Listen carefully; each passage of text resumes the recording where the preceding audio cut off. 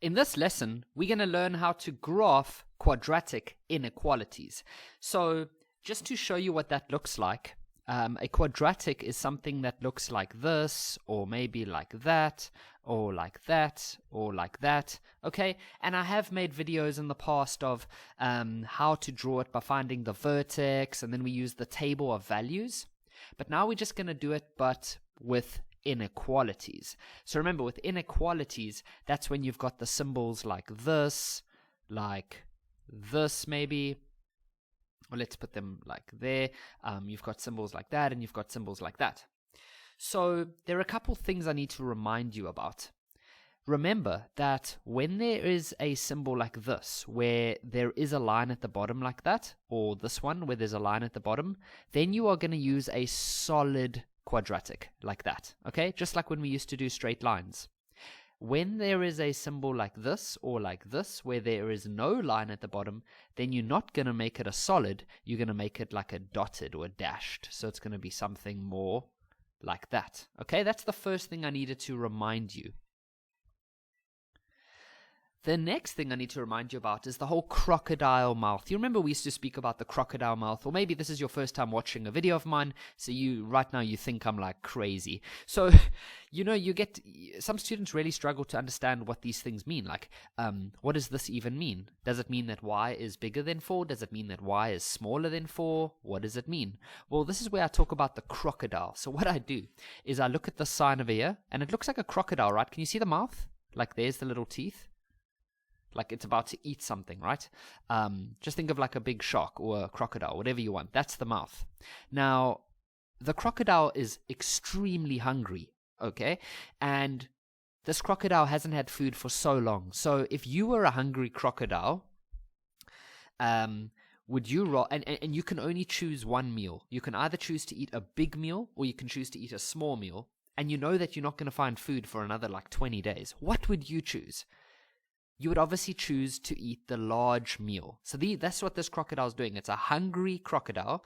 I'm starting to think something's wrong with me. Like this analogy is just so weird. But anyways.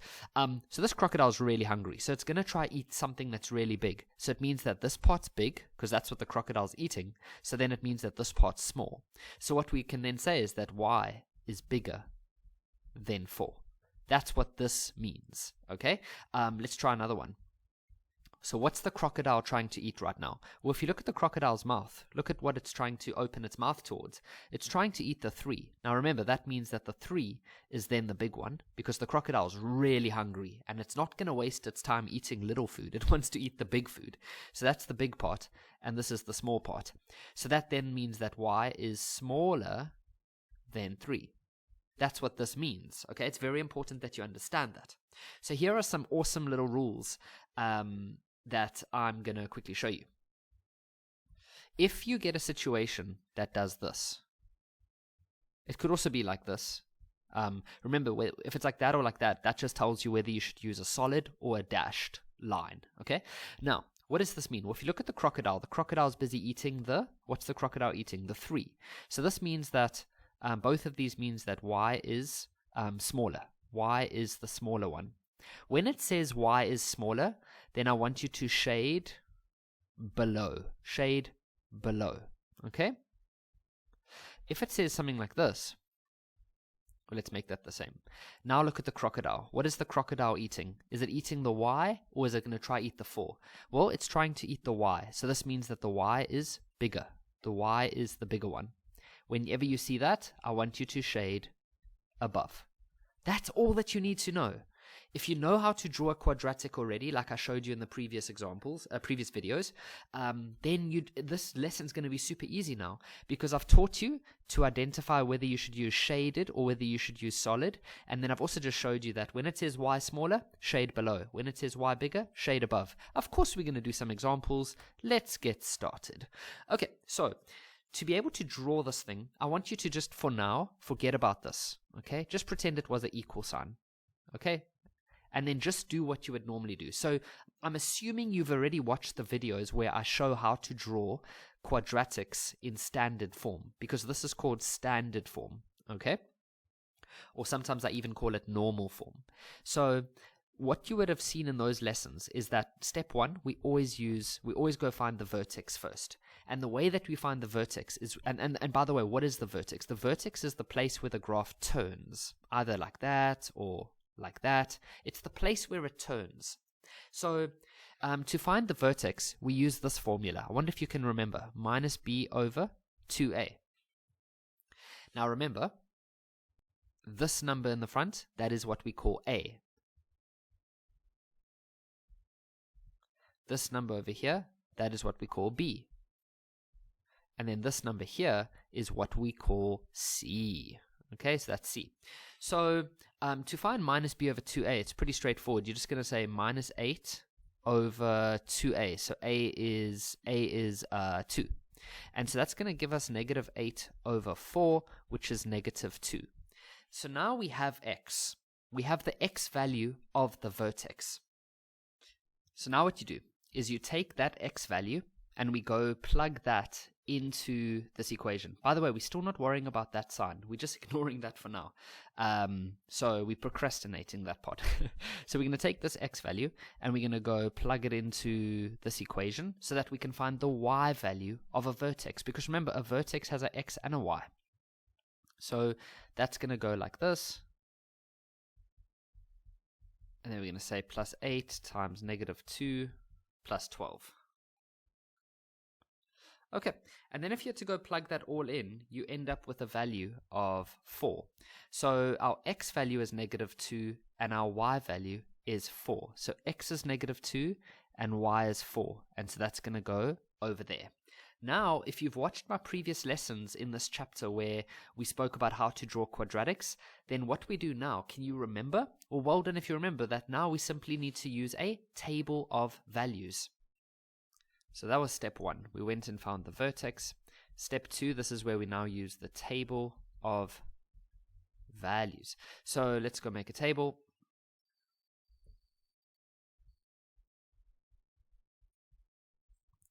Okay, so obviously we need x and y. Then I would suggest you use 5 spots, okay? We need 5. This works really nicely. So in the middle one, you go put your vertex, which we said was negative 2 for the x and 4 for the y. Then what we do, remember, we've spoken about this many times. If you have a quadratic, we know that the vertex is that point over there. There is a symmetry. Symmetry means it's the same on both sides. So if you go 1 to the right and if you go 1 to the left, then for a quadratic, these y values are going to be exactly the same. And if you go, for example, 2 to the right and 2 to the left, then these y values are exactly the same. It's called symmetry. Parabolas or quadratics, they have this property of symmetry. So what we do now is we take advantage of that. So we take this x value and we go 1 to the right, which would be negative 1, and then we go 1 to the left, which would be negative 3. Then we go 2 to the right, so that would become 0, and then we go 2 to the left, and that would become negative 4. What we now do is we go find the y values of either these ones, or we go find the y value of these ones. Don't go find the y values of all of them. You can if you want, but it just takes a lot longer. Okay, so I'm going to choose these two numbers here. So I'm going to go plug x's minus 1 into the equation. So I'm just going to replace that with minus 1. And if we had to work that out, we end up with 6. So 6, so I'm going to go put a little 6 over there. And then I can even put a 6 over there now, because remember, there's symmetry. So if I go 1 to the left and 1 to the right, then the y values are exactly the same. And so what I'll do now is I'll go put this x value into the equation. So that would go over there and over there. And if you had to go work that out, you should get 12. So then I've got a 12, and then I'll just put a 12 over there because of that symmetry. If I go 2 to the right and I go 2 to the left, then I can use symmetry. That's pretty awesome. Okay, now awkwardly, I don't have 12 on my graph, but that's fine. I'll just update it quickly. I'll just modify it so we just go 11, 12. It'll be somewhere over there. Okay, so let's go plot all the points now. So negative 4 and 12, so that's going to be over there. And then 0 and 12. I might as well just do that one now. So 0 and 12 would be about there. So I've done that one, and yep. Negative 3 and 6, negative 3 and 6, there you are. And then negative 1 and 6, negative 1 and 6, there you are. Okay, so now before we draw it, we need to remember that we actually are busy with an inequality. And we need to know two main things. The first thing we need to know is, are we going to use a solid line or are we going to use a dashed? That's what we need to ask ourselves. And the way that you do that is by looking, is it something like that? Or does it have a little line at the bottom? This one has a little line at the bottom, so that is for solid lines. So we're definitely going to do a solid, so we can go draw it so long without having to put any little dashes. I always struggle to draw these. Okay, the next thing we need to know is whether we are going to shade, because it's an inequality, right? With inequalities, you have to shade. So we're either going to shade above, or we're going to shade below. Now this is where you got to use the whole crocodile blah blah blah thing that I showed you over here. Remember, when it says y is smaller, you shade below. When it says y is bigger, then you shade above. So now that's what we got to go do. So you look at the crocodile's mouth. That crocodile is hungry. What is it trying to eat? It's trying to eat the y. So remember, the crocodile always likes to eat the bigger thing. So that means that the y is the bigger part. So we said that when y is the bigger part, then you shade above. Now, Kevin, what do you mean by above? Well, what I want you to look at, this is you see this red line, okay? If you can either shade above that line or below that line. So if you did here, that is below that line. See, you're shading below the line. But what we want to do is we want to shade above. So we're going to shade above the line. So it means we're going to shade in this part over here. And that is your final answer. That's what your answer should look like. Now we're going to do two more examples.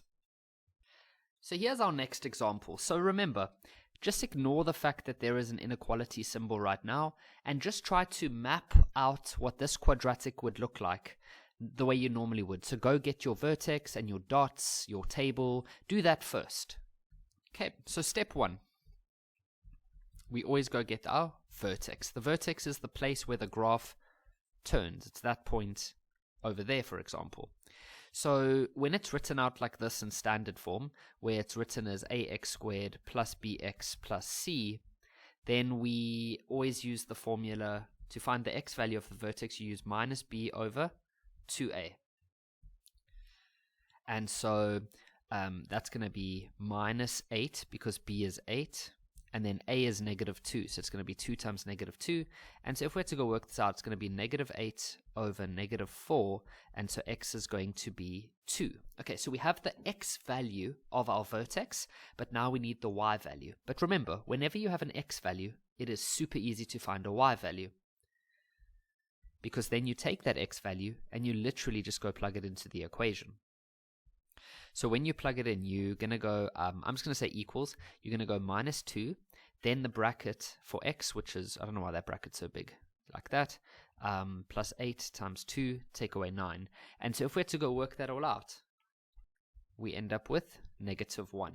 So if x is 2, then y is negative 1. So that's our vertex. Nice. So we go plot that on our graph. There we have it. Okay, so our vertex is done. Step 2 is when we now have to go and make a table of values. Okay, so let's go do our table of values now. Vertex has been found. Now it's time for table of values.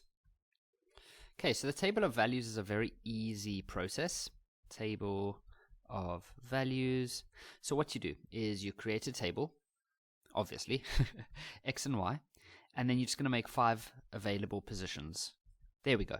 In the middle one, so in this middle one, use the vertex. So the vertex we said was 2 and negative 1. Okay, now remember that quadratics, and I've mentioned this a lot, quadratics have this amazing property where if you look at the vertex and you draw a line going through it, they are symmetrical. What that means is that they are the same on either side. They have the same y value. So as long as this distance and this distance is the same. So then what I do is I tell learners, okay, so let's go one place to the right and let's go one place to the left. Then let's go another place to the right and let's go another place to the left. So because we're doing the same on the left and the right of the vertex, we can use this property of symmetry.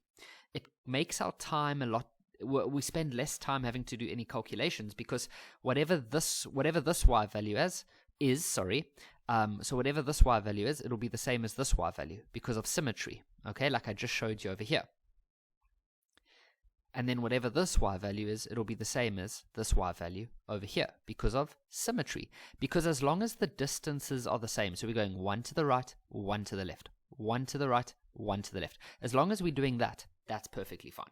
So what we'll do is you can either decide to go get these y values, or we can decide to go and get these y values over here. Now, I think it's going to be easier just to get these because the numbers are just so small and it's easier to work with, but you could do these as well. Okay, so I'm going to start by taking this x value, which is a 0, and I'm going to go plug that into the equation like that. And if you had to go do that, you should get a y value of -9. So I'm going to put a -9, and so I can also put a -9 here because remember the symmetry, 2 places to the left, 2 places to the right. So because of that, you can think of it as 2 places left, 2 places right.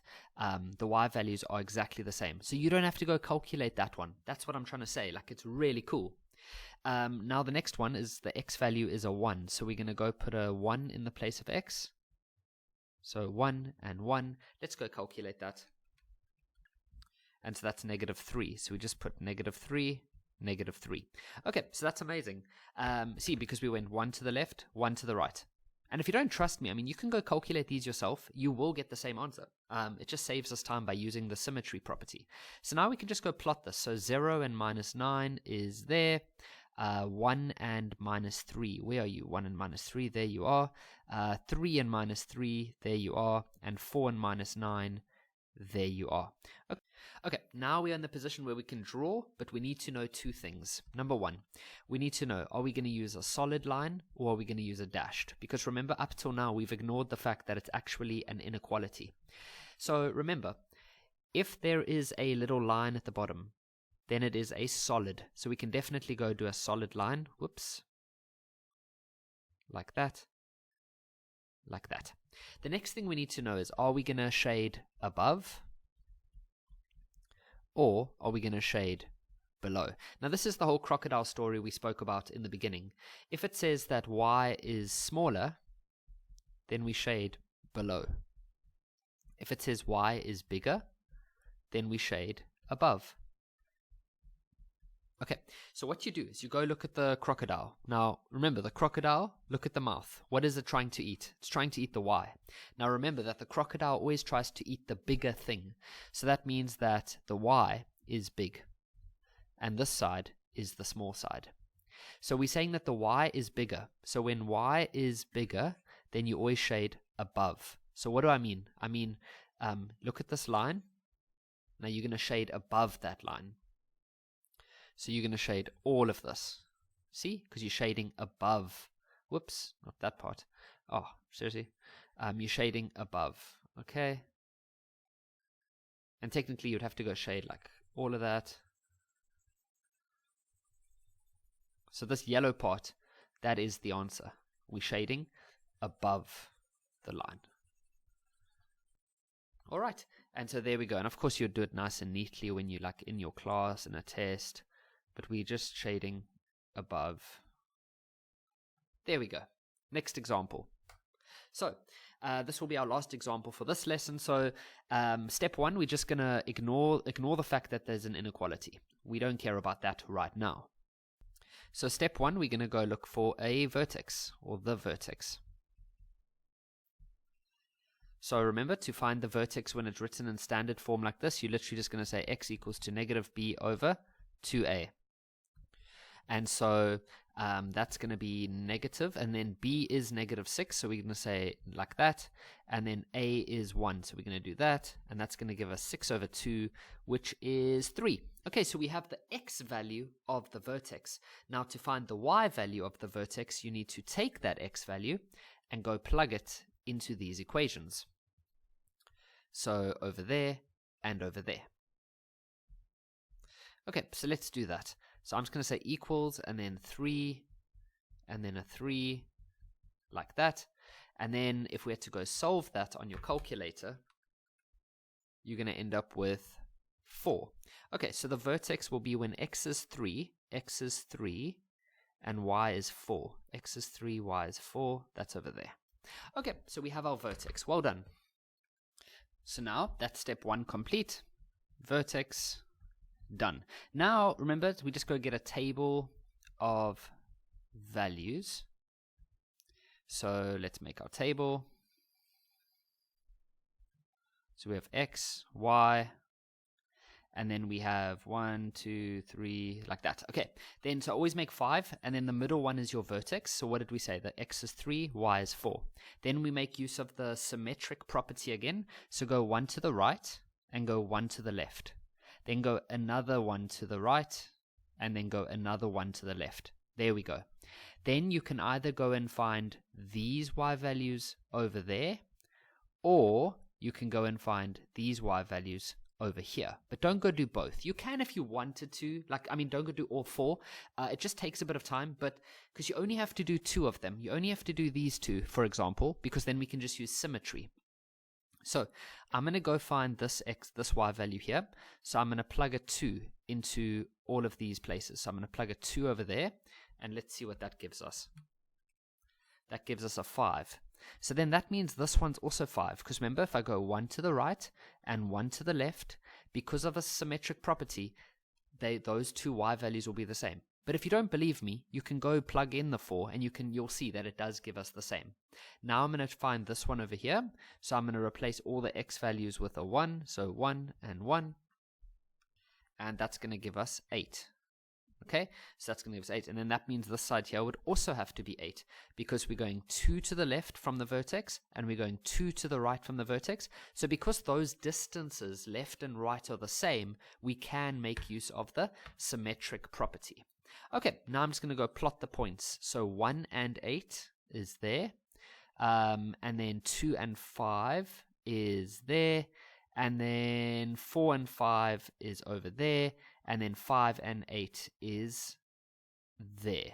Okay, and so now, before we draw, we need to check things now. Because it's an inequality, step 1, are we going to do a dashed, or are we going to do a solid? So remember, if you look at the symbol, it does not have a line underneath. So it's a dashed line. So we're going to do a dash. Okay. So something like that. We can put little arrows. Okay, so there's our dashed. Number 2, we need to know whether we are going to shade above or whether we are going to shade below. The way we do that is by using the crocodile method. So if you look at the crocodile, that crocodile, if you look at the way its mouth is opened, it's going to try eat this side over here. So that means that this side, remember the crocodile always eats the big things, so that means that this side is the big side, and this side here is the small. Now what we've said is that when the y is the small side, so when the y is the small side, then you are going to shade below. Okay? So we're going to shade underneath this graph. So it's going to be all of this underneath the graph. Okay, you can go right up to the graph. I won't lie, that took me a lot of time. So there we have it. Oh wait, maybe I can just clean up a little bit more there. So there, we shaded below the graph.